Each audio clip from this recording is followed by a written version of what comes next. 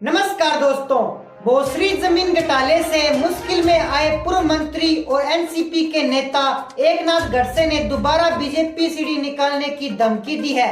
जब से उन्होंने बीजेपी से नाता तोड़कर दोस्तों राष्ट्रवादी की घड़ी पहनी, तब से वे लगातार बीजेपी और उनके नेताओं पर निशाना साधते रहे हैं। हालांकि इस ईडी में क्या कुछ है, इसका कोई खुलासा एकनाथ खड़से ने अभी तक नहीं किया। हर बार बीजेपी को धमकियां देते रहते हैं। उन्होंने कहा कि इंतजार करिए, सीडी जरूर मैं हिस्सा बनूंगा। बीजेपी नेता देवेंद्र फडणवीस ने निशाना साधते हुए उन्होंने यह बात कही थी कि सीडी की धमकी देने का ये दोस्तों कोई पहला मामला नहीं है। यह पहले भी एकनाथ खड़से ऐसे तरीके की धमकियां भारतीय जनता पार्टी नेताओं को दे चुके हैं। पता नहीं चलता कि सीडी खड़से के हाथ में लग गई। पवार साहिब की पार्टी ज्वाइन करने के बाद में जलगांव के जामनेर इलाके में पिछले साल फरवरी के महीने में दोस्तों उन्होंने बोलते हुए कहा था कि मैंने मजाक में सीडी की बात कही तो मेरे पीछे इन्फोर्समेंट डायरेक्टरेट को लगा दिया गया। सीडी निकालने का काम अभी भी बाकी है। ये बात उन्होंने एनसीपी संवाद यात्रा के दौरान कही थी।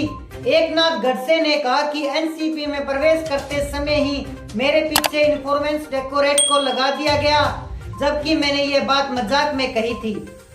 दरअसल जयंत पाटिल ने मुझसे पूछा था कि अगर आपके पीछे इन्फोर्समेंट डायरेक्टरेट लगाई गई है तो मैंने कहा था कि फिर मैं सीडी लगाऊंगा।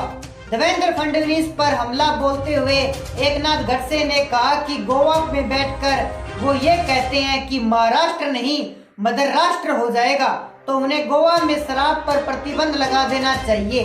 उन्होंने कहा कि बीजेपी की वाइन संदर्भ में दोहरी भूमिका है। उन्होंने कहा कि एक तरफ महाराष्ट्र में बीजेपी की वाइन का विरोध करती है, जबकि दूसरी तरफ मध्य प्रदेश में बीयर बेचने की मंजूरी दी है।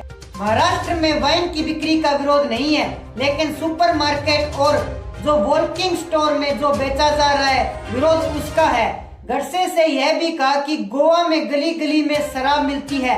खड़से ने कहा कि महाराष्ट्र नहीं बल्कि मध्य प्रदेश जो है, यानी कि शराब बेचने वाले मद्राहों ने कहा। लेकिन दोस्तों एकनाथ खड़से से दूसरी पॉलिटिकल पार्टी में सिर्फ इसलिए उनको भाजपा का विरोध करना है, इसलिए वो कुछ भी बोलते दिखाई दे रही हैं।